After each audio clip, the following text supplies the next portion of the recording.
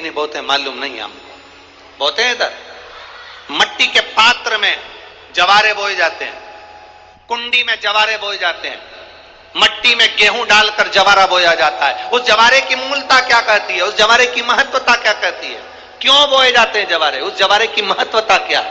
नवरात्रि में 9 दिन जवारे क्यों बोते हैं, उसको बोने का कारण क्या है? केवल कोई कहे कि हम ठाकुर जी को भजते हैं, भगवान कृष्ण को भजते हैं, कोई कहे हम तिरुपति बालाजी को नारायण को भजते हैं, कोई कहता है कि हम हरि विठल को पांडुरंगा को भजते हैं, हमारे यहाँ हम इनको भजते हैं तो जवारे नहीं बोते। ना ना, पुष्टि मार्गी है, ठाकुर जी की सेवा करने वाला है, उसके यहाँ भी ये 9 दिन जवारे बोए जाते हैं। रामानुज संप्रदाय से जुड़ा हुआ है, नारायण की पूजन कर रहा है, उसके घर में भी जवारे बोए जाते हैं। पांडुरंगा हरि विठल की उपासना कर रहा है, उसके घर में भी जवारे बोए जाते हैं। जवारे का महत्व हमारे यहाँ शास्त्र कहता है। क्या महत्व है उसका, क्या फल है उसका? महाराज,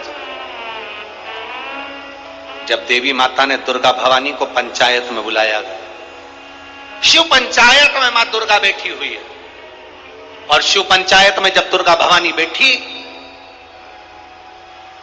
उपद्रवियों ने उपद्रव मचाया, अहंकारियों ने अहंकार मचाया, असुरों ने, राक्षसों ने हाहाकार मचाना प्रारंभ करा।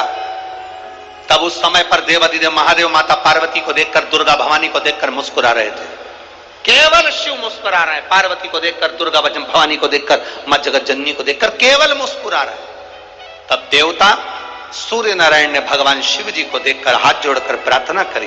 भास्कर देव बोले, सूर्य नारायण बोले, बाबा मेरे मन के संशय को मिटा दीजिए। शिव जी ने पूछा क्या काम है, बोलो क्या चाहते हो? शंकर भगवान से सूर्य देव भास्कर देव कहते हैं, प्रभु आपके मुस्कुराने का कारण क्या? भारत की भूमि पर जितनी जगह पर भी आप लोग कथा सुन रहे हो, आस्था चैनल पर, फेसबुक, यूट्यूब पर जितने लोग कथा सुन रहे हो, बड़े ध्यान से सुनना कि जवारे क्यों बोए जाते हैं, नवरात्रि में जवारे की महत्वता क्यों होती है, क्यों बोया जाता है, मिट्टी में गेहूं डालकर क्यों उत्पन्न किया जाता है, उसकी महत्वता क्या है? सूर्य नारायण पूछ रहे हैं भगवान देवाधिदेव महादेव से, आप दुर्गा भवानी को देखकर मुस्कुराए, आप हंसे हैं, आपके चेहरे पर प्रसन्नता आई है, कारण क्या? और महाराज देवाधिदेव महादेव ने कहा, यहां भगवान विष्णु, गणेश जी, भास्कर देव, आप सब बैठे हो। असुरों ने आक्रमण कर दिया, असुरों ने आक्रमण करा है, और वो असुर आक्रमण कर दिए हैं तो वो असुर प्रवेश कर रहे हैं, उपद्रव मचाकर, हाहाकार कर कर नष्ट करने वाले हैं इस पूरी पृथ्वी को। तो फिर उसको बचाएगा कौन, कैसे बचेगा? शिवजी ने कहा चिंता मत करो।